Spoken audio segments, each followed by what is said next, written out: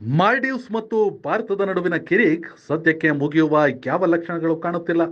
ಒಂದಾದ ಮೇಲೆ ಒಂದರಂತೆ ವಿವಾದಗಳನ್ನು ಮೈ ಮೇಲೆ ಎಳೆದುಕೊಳ್ಳುವ ಕೆಲಸಗಳನ್ನು ಮಾಲ್ಡೀವ್ಸ್ ಮಾಡ್ತಾನೆ ಇದೆ.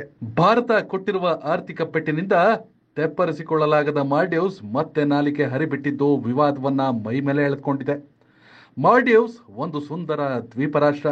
ಪ್ರವಾಸಿಗರ ಸ್ವರ್ಗ ಎಂದೆಲ್ಲ ಕರೆಸಿಕೊಳ್ಳುವ ಮೂಲಕ ವಿಶ್ವದ ಗಮನ ಸೆಳೆದಿದ್ದ ಮಾಲ್ಡೀವ್ಸ್ ಕಳೆದ 3 ತಿಂಗಳಿಂದ ವಿವಾದದ ನೆಲೆಯಾಗಿ ಪ್ರಪಂಚಕ್ಕೆ ಪರಿಚಯವಾಗ್ತಿದೆ. ಅದರಲ್ಲಿಯೂ ಭಾರತದೊಂದಿಗಿನ ಕಿರಿಕ್ ಮಾಡಿಕೊಂಡಿರುವ ಮಾಲ್ಡೀವ್ಸ್ ಆರ್ಥಿಕತೆಯಲ್ಲಿ ಅಧಿಕ ನಷ್ಟವನ್ನು ಅನುಭವಿಸಿದ್ದು ಬರ್ಬಾದಾಗುವ ಹಂತಕ್ಕೆ ಬಂದಿದ್ರೂ ತನ್ನ ದೌಲತನ್ನು ಮಾತ್ರ ಕಡಿಮೆ ಮಾಡಿಲ್ಲ. ಭಾರತವನ್ನು ಕೆಣಕುವುದನ್ನು ಬಿಟ್ಟಿಲ್ಲ. ಅದಕ್ಕೆ ಕಾರಣ ಏನಂದ್ರೆ ಅದುವೇ ಚೀನಾ ಕುಮ್ಮಕ್ಕು. ಹೌದು, ಚೀನಾ ಮತ್ತು ಮಾಲ್ಡೀವ್ಸ್ ಸಂಬಂಧ ಮತ್ತಷ್ಟು ಬಲಗೊಳ್ತಿದೆ. ಚೀನಾ ಇದೀಗ ಮಾಲ್ಡೀವ್ಸ್ ಆರ್ಥಿಕ ನೆರವನ್ನು ನೀಡಲು ಒಪ್ಪಂದಕ್ಕೆ ಮುಂದಾಗಿದೆ. ಅದರಲ್ಲಿಯೂ ಏನನ್ನು ಅಪೇಕ್ಷಿಸದೆ ಇಂತಹದ್ದೊಂದು ನೆರವು ನೀಡುವುದಾಗಿ ಚೀನಾ ಹೇಳಿಕೊಂಡಿದೆ. ಇಂತಹ ಸಂದರ್ಭದಲ್ಲಿಯೇ ಮಾಲ್ಡೀವ್ಸ್ ಅಧ್ಯಕ್ಷ ಮೊಯಿಜು ತನ್ನ ನಾಲಿಗೆಯನ್ನು ಹರಿಬಿಟ್ಟಿದ್ದು ಭಾರತ ಒಂದು ಬೆದರಿಕೆ ಒಡ್ಡುವ ಬಿಗ್ ಬುಲ್ಲಿ ರಾಷ್ಟ್ರ ಎಂದಿದ್ದಾನೆ. ಇದುವೇ ಇದೀಗ ಭಾರತೀಯರನ್ನ ಕೆರಳಿಸುವಂತೆ ಮಾಡಿದೆ. ಅದರಲ್ಲಿ ನಮ್ಮ ವಿದೇಶಾಂಗ ಸಚಿವರಾದ ಜೈಶಂಕರ್ ಸರಿಯಾಗಿ ಉತ್ತರ ಕೊಟ್ಟಿದ್ದಾರೆ. ಅದಕ್ಕೂ ಮುನ್ನ ಒಂದು ವಿಚಾರ ಗೊತ್ತಿರಲಿ, ಮಾಲ್ಡೀವ್ಸ್ ಇಷ್ಟೆಲ್ಲ ವಿವಾದ ಮಾಡಿಕೊಂಡ್ರು ಭಾರತ ತುಟಿ ಬಿಚ್ಚಿರಲಿಲ್ಲ. ಆದರೆ ಭಾರತೀಯ ನಾಗರಿಕರು, ಸೆಲೆಬ್ರಿಟಿಗಳು ಮಾತ್ರವೇ ರಿಯಾಕ್ಟ್ ಮಾಡುವ ಕೆಲಸ ಮಾಡ್ತಿದ್ರು. ಬಾಯ್ಕಾಟ್ ಮಾಲ್ಡೀವ್ಸ್ ಅಭಿಯಾನ ಶುರು ಮಾಡಿದ್ರು. ಅದರ ಎಫೆಕ್ಟ್ ಮಾಲ್ಡೀವ್ಸ್ ಮುಟ್ಟಿ ನೋಡಿಕೊಳ್ಳುವಂತೆ ಇತ್ತು. ಕೆಲವೇ ದಿನಗಳಲ್ಲಿ ಪ್ರವಾಸೋದ್ಯಮವೇ ಪತನದತ್ತ ಸಾಗಿತ್ತು. ಇಷ್ಟಾದರೂ ಮಾಲ್ಡೀವ್ಸ್ನ ಅಧ್ಯಕ್ಷ ಮೊಯಿಜು ಮಾತ್ರ ತನ್ನ ಪಟ್ಟು ಬಿಡಲೇ ಇಲ್ಲ. ಭಾರತವನ್ನ ಕೆಣಕುವ ಕೆಲಸವನ್ನ ಮಾಡುತ್ತಲೇ ಇದ್ದಾನೆ. ಮಾಲ್ಡೀವ್ಸ್ನಲ್ಲಿರುವ ಭಾರತೀಯ ಸೇನೆಯನ್ನ ವಾಪಸ್ ಕರೆಸಿಕೊಳ್ಳು ಎನ್ನುವ ಮಾತನ್ನು ಹೇಳಿದ್ದ.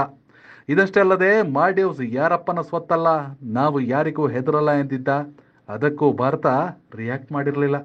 ಆದರೆ ಇದೀಗ ಭಾರತದ ವಿರುದ್ಧ ಮಾತನಾಡಿರುವ ಆರೋಪಕ್ಕೆ ಭಾರತ ಮಾತನಾಡುವ ಅನಿವಾರ್ಯತೆ ಎದುರಾಗಿದ್ದು ಭಾರತ ಸರಿಯಾಗಿ ಟಾಂಗ್ ಕೊಟ್ಟಿದೆ. ಸದಾ ನೇರ ನುಡಿಯನ್ನೇ ಮಾತನಾಡುವ ಜೈಶಂಕರ್ ಭಾರತವನ್ನ ಬಿಗ್ ಬುಲ್ಲಿ ದೇಶವಾಗಿದ್ರೆ $4.5 ಮಿಲಿಯನ್ ಸಹಾಯ ಮಾಡ್ತಿರಲಿಲ್ಲ.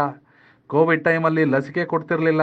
ಹಲವು ಭಾಗಗಳಲ್ಲಿ ಯುದ್ಧದ ಸಮಯದಲ್ಲಿ ಕಷ್ಟವನ್ನು ಅರ್ಥ ಮಾಡಿಕೊಂಡು ಆಹಾರದ ಬೇಡಿಕೆಗಳು, ಇಂಧನ ಬೇಡಿಕೆಗಳು, ರಸಗೊಬ್ಬರ ನೀಡಲು ವಿನಾಯಿತಿ ನೀಡ್ತಿರಲಿಲ್ಲ.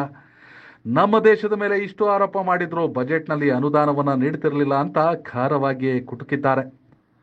ಇನ್ನೊಂದು ವಿಚಾರ ಗೊತ್ತಿರಲಿ, ಚೀನಾ ಇಂದು ಯಾವುದೇ ಆಕ್ಷೇಪ ಇಲ್ಲದೆ ಸಹಾಯ ಮಾಡ್ತಿದೆ ಅಂದ್ರೆ ಮುಂದೊಂದು ದಿನ ಶ್ರೀಲಂಕಾ ಪಾಕ್ಗೆ ಬಂದಿರುವ ಸ್ಥಿತಿ ಮಾಲ್ಡೀವ್ಸ್ಗೂ ಬರುತ್ತೆ ಅನ್ನೋದನ್ನ ಮರಿಬಾರದು. ಯಾಕಂದ್ರೆ ಚೀನಾದವರು ಒಂದು ರೀತಿ ಮಾರ್ಕೆಟಿಂಗ್ ಕಂಪನಿಯವರಿದ್ದಂತೆ. ಆರಂಭದಲ್ಲಿ ಎಲ್ಲವನ್ನ ಫ್ರೀಯಾಗಿ ಕೊಟ್ಟು ಆಮೇಲೆ ಮಾಲ್ಡೀವ್ಸ್ ಅನ್ನ ತನ್ನ ವಶಕ್ಕೆ ತೆಗೆದುಕೊಳ್ಳುವ ಕಲೆಯನ್ನ ಅದ್ಭುತವಾಗಿ ಚೀನಾ ಮಾಡುತ್ತೆ. ಒಟ್ಟಿನಲ್ಲಿ ಮಾಲ್ಡೀವ್ಸ್ಗೆ ಏನು ಹೇಳಬೇಕು ಅದನ್ನ ಭಾರತ ಸರಿಯಾಗಿ ಹೇಳಿದೆ. ತಿದ್ದಿಕೊಳ್ಳೋದು ಬಿಡೋದು ಮಾಲ್ಡೀವ್ಸ್ಗೆ ಬಿಟ್ಟದ್ದು.